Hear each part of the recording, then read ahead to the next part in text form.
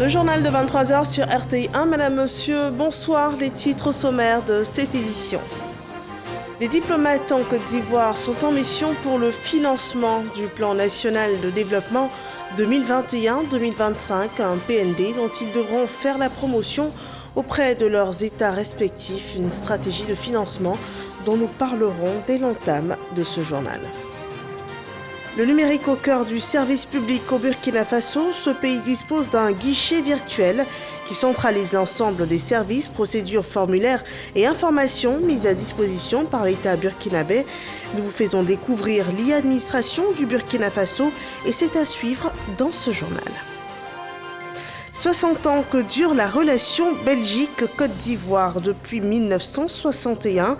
Qu'est-ce qui rythme la collaboration entre les deux pays? Comment redynamiser les partenariats? Des préoccupations qui ont rythmé la célébration de la coopération. Bienvenue dans ce 23 heures. En Côte d'Ivoire, les diplomates sont mis en mission pour la promotion auprès de leurs pays respectifs du plan national de développement sur la période 2021-2025.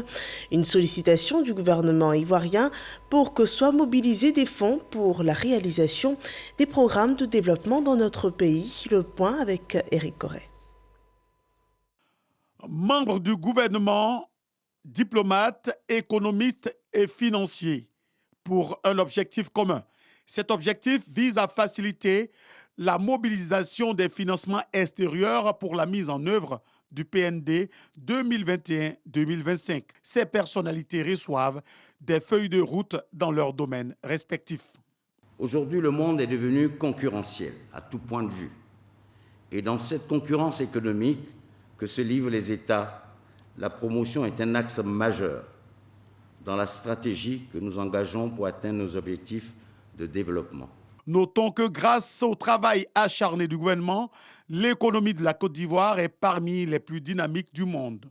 Malgré le contexte de la Covid-19, l'économie ivoirienne a démontré sa résilience avec un taux de croissance de 2% au moins, avec des bases qui sont donc demeurées solides.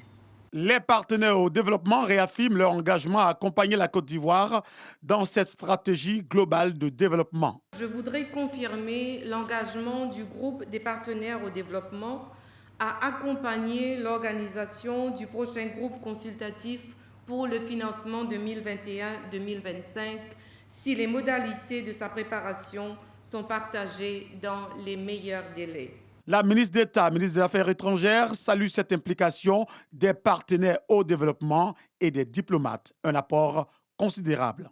La prise en compte de la diplomatie économique au nombre des priorités du gouvernement à l'issue du séminaire gouvernemental d'avril dernier et la participation, pour la toute première fois, du secteur privé sont une source de motivation supplémentaire pour le ministère d'État dans son engagement à mener à bien ce projet de mobilisation des financements extérieurs.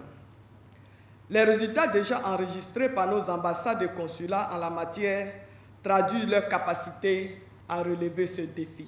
Le cadrage macroéconomique et budgétaire du PND 2021-2025 est de 59 000 milliards de francs CFA, dont 15 000 milliards pour le secteur public et plus de 40 000 milliards pour le secteur privé. Et toujours en termes de diplomatie économique, des réflexions sont menées pour un meilleur soutien aux PME en Afrique. Une rencontre internationale sur l'écosystème entrepreneurial en Afrique s'est tenue à Abidjan. Une occasion pour les participants de relever les difficultés rencontrées dans la création, la croissance et la pérennité des PME sur notre continent. Chèque connaît. En Afrique, à peine créées, les petites et moyennes entreprises disparaissent à l'état embryonnaire. Ces échecs sont relatifs à des facteurs. Le fait d'avoir le financement seul ne suffit pas. Si on a du financement mais qu'on n'a pas d'accompagnement, qu'on n'est pas outillé pour être un bon dirigeant, pour être un bon entrepreneur, si on n'a pas les capacités qu'il faut au niveau de la prise de risque, au niveau de la persévérance, au niveau de l'endurance, c'est clair qu'on ne va pas très loin. Faciliter l'accès au crédit, au financement des projets, l'accès aux fournisseurs et au marché, développement et la capacité d'innover et la formation au centre de cette rencontre scientifique de haut niveau. et éduquer les jeunes à la culture entrepreneuriale, selon l'entrepreneur Alain Kouadio. Il est de notre responsabilité sociétale, nous, entreprises, d'inculquer cette culture entrepreneuriale à nos jeunes frères. C'est nous qui sommes sur le terrain, comme on le dit, c'est nous qui vivons les réalités, c'est nous qui pratiquons au quotidien ces valeurs de l'entrepreneuriat. Donc c'est à nous de les transmettre. Quelle stratégie d'accompagnement des PME en Afrique? Thème qui capitalise les réflexions de ce colloque sur l'écosystème entrepreneurial en vue d'apporter des solutions aux problèmes liés à la création, à la croissance et à la pérennité des PME. La situation économique de la Côte d'Ivoire n'est pas seulement tenue par le secteur public, mais en grande partie par le secteur privé. Et dans la stratification du secteur privé, on a les grandes entreprises, les petites et moyennes entreprises qui ont vraiment sûrement une place très importante. C'est pourquoi d'ailleurs, pour consolider définitivement la résilience économique de la Côte d'Ivoire, nous voulons concentrer les efforts sur la stabilisation des petites et moyennes entreprises. Portée par les PME, la croissance des économies africaines est estimée à 8% ces dernières années. Ce colloque international sur l'entrepreneuriat réunit universitaires, praticiens et décideurs ayant des intérêts pour l'entrepreneuriat. Environ 200 participants à ce rendez-vous. Dans le domaine de l'éducation nationale et d'alphabétisation, les capacités opérationnelles de l'Inspection générale de l'éducation nationale et de l'alphabétisation sont renforcées par un don d'un peu plus de 124 millions de francs CFA, des ordinateurs, des photocopieurs, des véhicules remis dans le cadre du projet de construction de 6 lycées d'excellence de jeunes filles avec internat, un projet pour améliorer l'offre éducative, les conditions d'enseignement en général et aussi le taux d'achèvement du secondaire de la jeune fille dans notre pays. Walter Amadou Ouattara nous en dit davantage sur cette remise de dons. Les jardins de la cité administrative dans la commune du Plateau accueillent cette remise d'équipement. C'est la composante 3 du projet de construction et d'équipement de 6 lycées d'excellence de jeunes filles avec internat. Un projet financé par la Banque islamique de développement et les fonds OPEP pour le développement international. La Banque islamique de développement, elle finance 20 projets en Côte d'Ivoire, dont 2 en cofinancement pour le fonds de l'OFID. Il finance 4 projets en Côte d'Ivoire pour un montant total de 27,86 milliards de francs CFA. Cela traduit l'excellence des relations entre la Côte d'Ivoire et ses 2 partenaires techniques et financiers. Ainsi dit, pour renforcer ses capacités opérationnelles, l'Inspection générale de l'éducation nationale et de l'alphabétisation reçoit des équipements composés entre autres de 2 véhicules de type 4x4, 6 copieurs, 10 ordinateurs de bureau, 10 ordinateurs portables, 12 imprimantes, du mobilier de bureau. Coût global, plus de 124 millions de francs CFA. Un don qui arrive à point nommé selon les bénéficiaires. Aujourd'hui, ça nous fera au moins 7 véhicules en bon état. Dans le passé, je dois vous dire, lorsqu'on avait de bons véhicules, nous sommes passés de 400 inspections à 3000 inspections dans l'année. Aujourd'hui, nous sommes un peu dans 1000 et quelques. Avec ça, ça va booster vraiment nos activités. La ministre de l'Éducation nationale et de l'alphabétisation, Mariatou Koné, exhorte les bénéficiaires de ces équipements à en faire une bonne utilisation. Le président de la République tient à des résultats probants et je pense que tous ces dons ne sauraient que nous accompagner à obtenir ces résultats. Je voudrais donc exprimer toute ma gratitude au nom du président de la République, son Excellence Alassane Ouattara, et au nom du Premier ministre, chef du gouvernement, Patrick Hachi, à la Banque islamique de développement et particulièrement au fonds OPEP. Le projet de construction et d'équipement de 6 lycées d'excellence de jeunes filles avec internat concerne les communes de Daloa, San Pedro, Bondougou, Odiéné, Dembokro et Abobo. L'excellence, voilà la vision pour le système éducatif en Côte d'Ivoire et ce sera bientôt les états généraux de l'éducation nationale dans notre pays. Les acteurs du système éducatif, les partenaires et parties sociales devront définir des solutions durables pour une école performante et pour atteindre cet objectif, la ministre de l'Éducation nationale et de l'alphabétisation étudie les modèles éducatifs d'autres pays tels que le Sénégal qui a récemment organisé une telle opération. La délégation ivoirienne conduite par la ministre Mariatou Koné prévoit s'informer sur l'organisation pratique, les réformes et résolutions des États généraux de l'éducation qui ont eu lieu au Sénégal. Dans l'administration ivoirienne, 66 nouveaux sous-préfets sont formés sur la déontologie du corps préfectoral, un préalable avant leur prise de fonction, nous dit Abou Sanogo. Ils ont désormais une nette lisibilité de leur mission. Ils doivent se conformer à la déontologie du corps préfectoral et améliorer la qualité de leurs écrits et de leur prise de parole.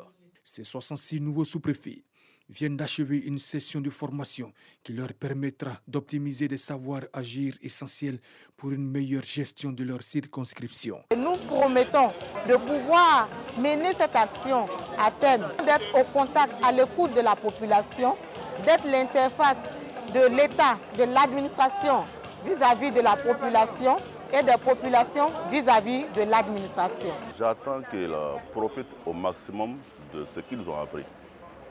En plus de leur génie personnel, mais les techniques apprises ici pour qu'ils en profitent au maximum au bénéfice de nos populations qui vont encadrer.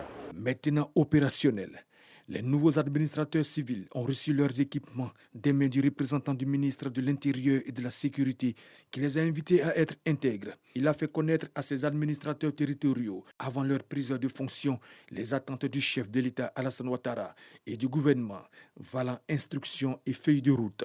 Ce sont des représentants de l'État, du chef de l'État et de l'ensemble des membres du gouvernement.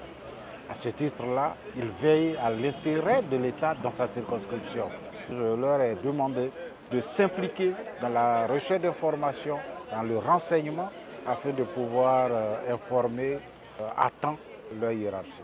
Parmi ces nouveaux chefs de circonscription administrative, 16 ont reçu une formation qualifiante du cycle supérieur de l'École nationale d'administration, tandis que 50 sont issus du concours d'accès à l'emploi des administrateurs civils, organisé par le ministère de la fonction publique et de la modernisation de l'administration.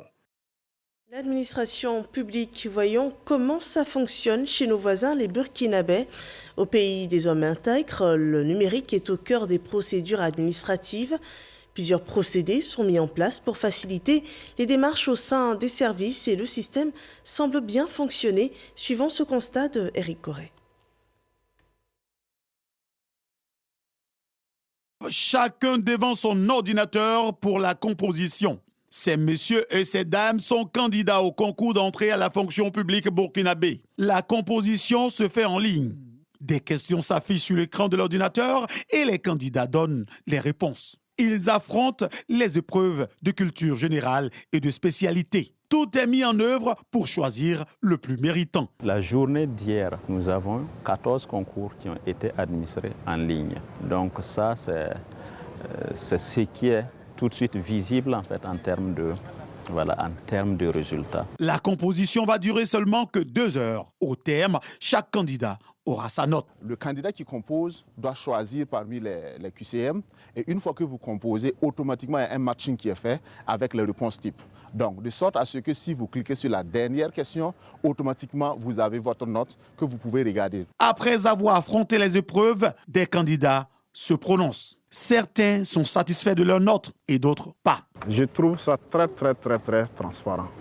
Voilà, par rapport aux années antérieures, parce que si vous finissez même, d'ailleurs même vous pouvez regarder vos notes. J'ai eu ma note, mais tout dépendra du niveau d'ensemble de la classe. Oui. Je peux avoir ma note, je peux estimer que la note n'est pas bonne, mais si le niveau d'ensemble de la classe aussi est ça, je me dis que peut-être Dieu aidant et avec les mains de nos ancêtres, je me dis que ça va aller. J'ai eu ma note, mais bon, c'est pas la note que j'espérais. Je retourne un peu dessus, oui, un peu dessus quand même, parce que j'espérais mieux.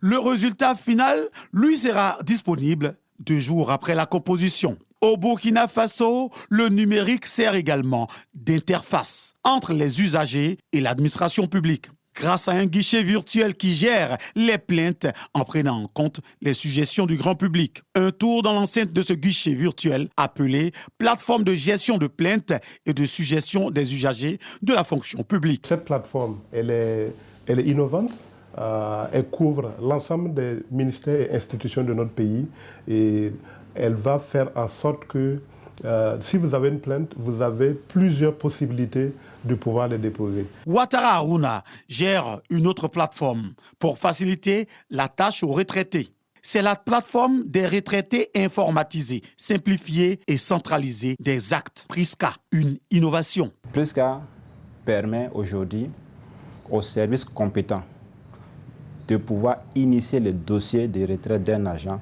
sans même qu'il soit au courant d'abord. Nous sommes dans un esprit d'anticipation. C'est-à-dire qu'à travers Prisca, nous avons une anticipation sur 2 ans. Tout agent susceptible d'aller à la retraite dans 2 ans, d'aujourd'hui jusqu'à 2 ans, on commence à créer les dossiers de retraite dans Prisca. Et on commence à y mettre toutes les pièces exigées pour le départ à la retraite. Grâce à plusieurs compétences burkinabées, la diaspora burkinabé accompagnée des compétences locales qui entourent le ministre de la fonction publique. Nous a plu à partir de ce moment-là de faire recours à l'expertise burkinabé. L'expertise burkinabé partout où elle se trouve. Donc, j'ai donc dû rechercher des Burkinabés, soit par le biais de certains camarades qui vivent à l'étranger ou qui sont à Ouagadougou. C'est ainsi que j'ai mis la main sur des experts en informatique. Aujourd'hui, on les retrouve un peu partout, ceux de la France, en Russie, en Belgique, en Côte d'Ivoire, aux États-Unis, à Google, à Microsoft, à Software. Donc, l'idée, c'est de faire recours à ces expertises-là et puis arriver à trouver un vrai mixage avec les techniciens locaux. Donc, moi-même, ai servi de vecteur de transmission entre ces différents jeunes en leur parlant le langage qu'ils peuvent écouter et comprendre, en leur faisant comprendre que pour que nous réussissons la transformation digitale, il faut certainement une expérience externe, mais il faut aussi une expérience locale. Le numérique au cœur de l'administration burkinabé, un exemple qui inspire, une approche innovante qui facilite la vie. Et en Côte d'Ivoire, la pandémie de Covid-19 semble bien être maîtrisée par les autorités sanitaires. La courbe des cas reste stable, mais attention, le danger demeure. Voyons les chiffres de ce 28 juin.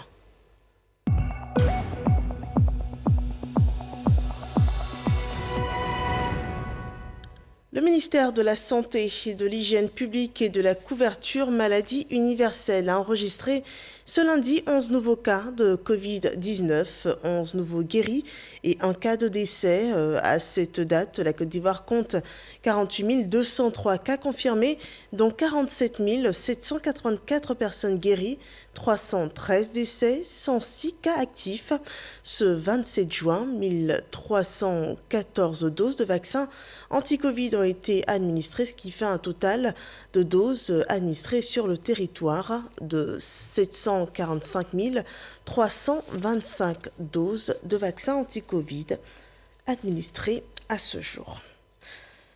Toujours en ce qui concerne le secteur de la santé, la contribution des communautés est sollicitée pour la gestion et l'utilisation des centres de santé. C'est une initiative du projet West Africa Breakthrough Action. Ce recours nous mène à Bouaké où ce projet a déjà fait ses preuves. On regarde. Construction de nouvelles latrines, ravalement des bâtiments et réhabilitation du système électrique. Travaux réalisés par la communauté au centre de santé urbain de Guézou-Kwamekro, quartier zone industrielle de Bouaké. Ces réalisations communautaires rentrent dans le cadre de la mise en œuvre du projet West Africa Breakthrough Action WABA, projet qui intervient dans le domaine de la reproduction et de la planification familiale. Nous disons merci à ce qui a été fait.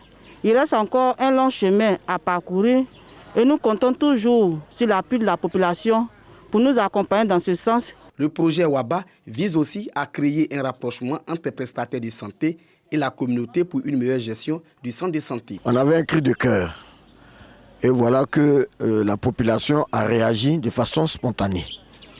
Et ça, on ne peut pas être plus heureux que cela. Participer autant que nous le faisons pour l'amélioration de nos populations, de nos sœurs, nos mamans qui viennent dans des états un peu délabrés. Les responsables sanitaires saluent ce projet qui accompagne l'État à proposer des soins et des infrastructures sanitaires de qualité aux populations. L'un des objectifs premiers du projet WABA, c'est de susciter l'émulation et l'engagement communautaire. Amener la communauté à comprendre qu'elle peut participer à son mieux-être, contribuer à régler les différents problèmes auxquels sont confrontés soit la structure sanitaire, soit la communauté elle-même en matière de santé. Le projet WABA est financé par l'Agence américaine pour le développement international, USAID. Il est implémenté dans 4 pays africains. En Côte d'Ivoire, 5 districts sanitaires sont bénéficiaires du projet WABA. De grands chantiers sont ouverts dans la ville d'Abidjan et même autour. L'un de ces chantiers est en cours depuis mars 2021. Il s'agit des travaux de la phase 2 de l'échangeur de l'amitié ivoiro-japonaise dans la commune de Marcory, des travaux qui vont être intensifiés dans les prochains jours. Et les usagers, populations et entreprises ont été informés sur les éventuels désagréments. Jean-Marc Djadji revient sur les informations communiquées par l'Agéroute. Les voies dans le sens Marcory-Trècheville seront rétrécies et d'autres fermées à la circulation pour travaux. La cause, le début de la phase 2 de l'échangeur de l'amitié ivoiro-japonaise.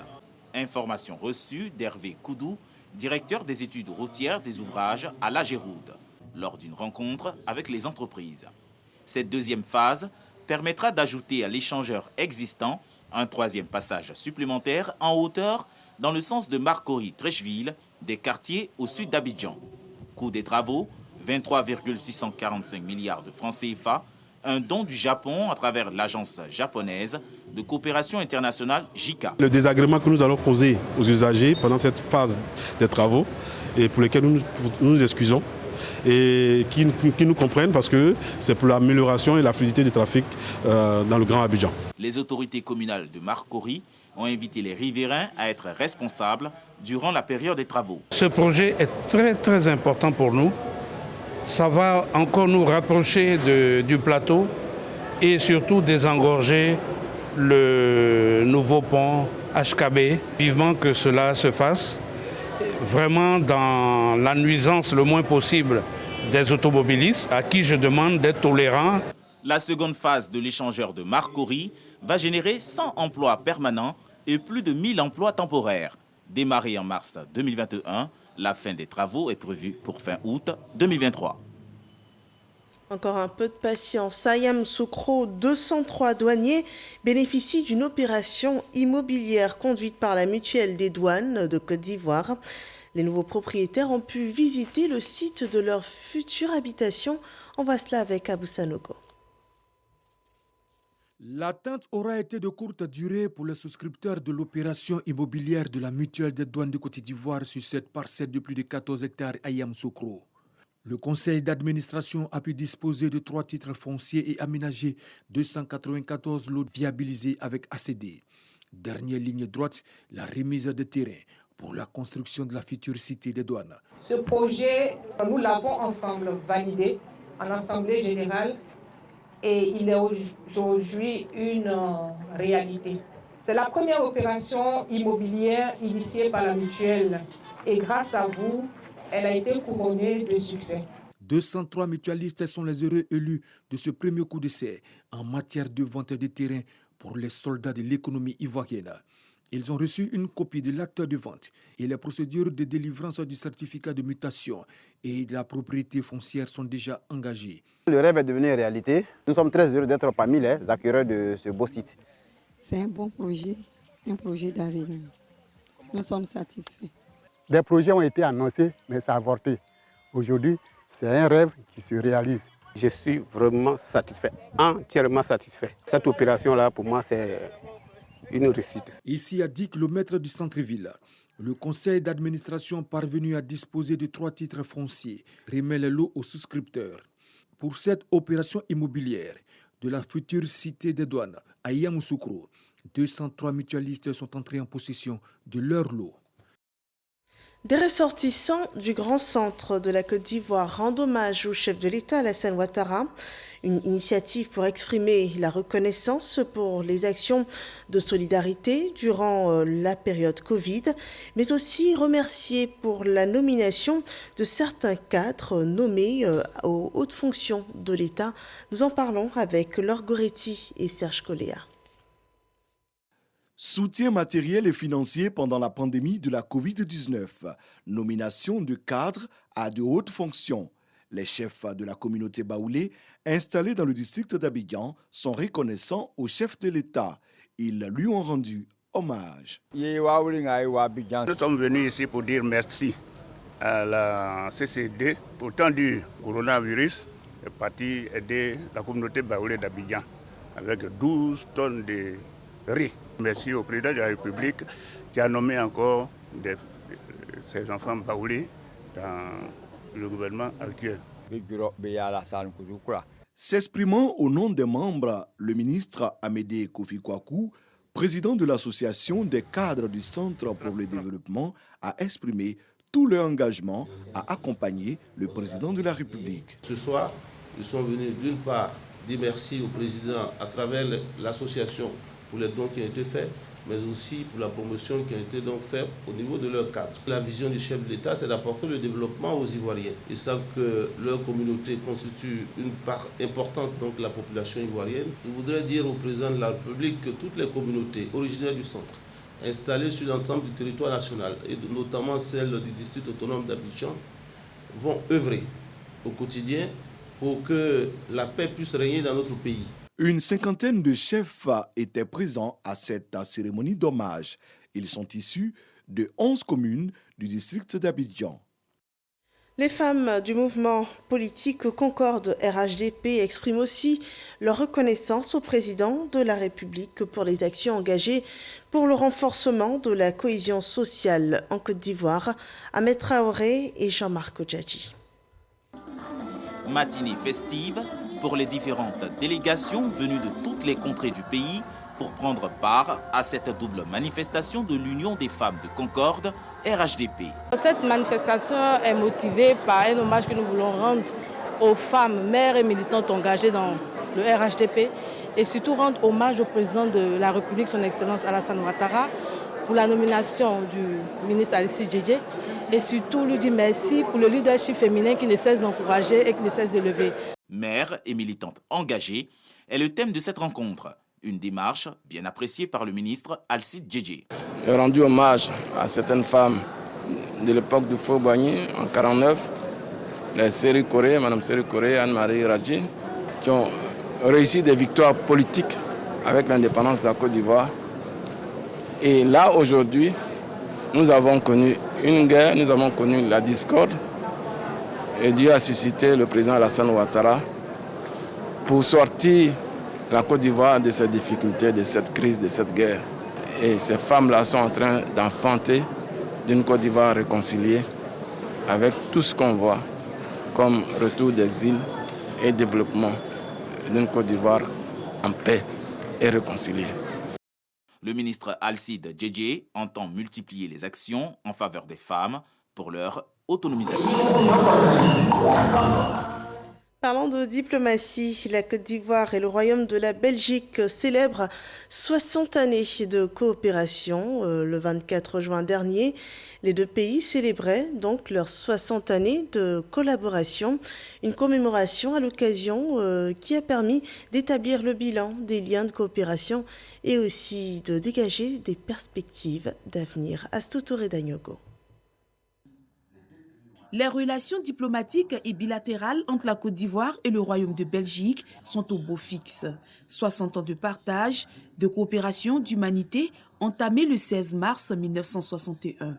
Cette coopération est marquée par de nombreux accords diversifiés au plan économique, politique, sécuritaire, commercial et scientifique. Les entreprises belges ont, à l'initiative de des diplomates qui les ont invités à venir participer au développement économique et social de la Côte d'Ivoire. De nombreuses entreprises belges, elles se sont installées et elles participent avec beaucoup de succès aux relations économiques et commerciales entre la Côte d'Ivoire et la Belgique.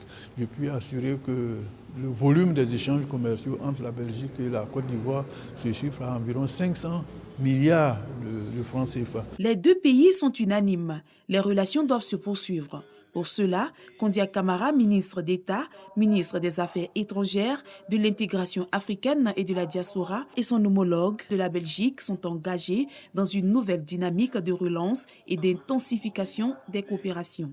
La Côte d'Ivoire sollicite un relèvement du nombre des élèves officiers ivoiriens de la BAMA pour une formation de base des officiers, pour des cours d'état-major et une formation à l'école de guerre. De même que pour des cours supérieurs d'intendance et pour des cours de droit des conflits à l'école royale militaire de Belgique. La Côte d'Ivoire sollicite un renforcement de la capacité opérationnelle des forces de l'ordre dans le domaine de l'équipement militaire. Les années à venir seront riches sur le plan bilatéral avec l'approfondissement de nos différents partenariats. Sur le plan multilatéral également, nos deux pays pourront compter l'un sur l'autre pour faire avancer les causes qui leur tiennent à cœur. Témoignages et anecdotes au centre de ce colloque virtuel Covid-19 oblige, mais convivial et riche en perspectives. Pour rappel, depuis 2016, plus de 5000 Ivoiriens vivent en Belgique. Les 60 ans de coopération entre la Côte d'Ivoire et la Belgique seront marqués par des festivités en Côte d'Ivoire et en Belgique. Dans l'actualité hors de chez nous, Omar El-Béchir pourrait bientôt être devant les juges de la Cour pénale internationale. Le Conseil des ministres au Soudan a à l'unanimité donné son feu vert pour le jugement d'anciens dirigeants à la CPI. Cette annonce survient quelques semaines après la visite historique de l'ancienne procureure Fatou Bensouda au Darfour. Cette annonce ne fait pas pour l'instant office d'ordre de transfert des suspects dont l'ancien président Omar El-Béchir, mais c'est une étape vers leur procès à La Haye. Voilà qui met un terme à cette édition d'information. Merci de nous avoir suivis. Excellente fin de soirée sur RTI 1.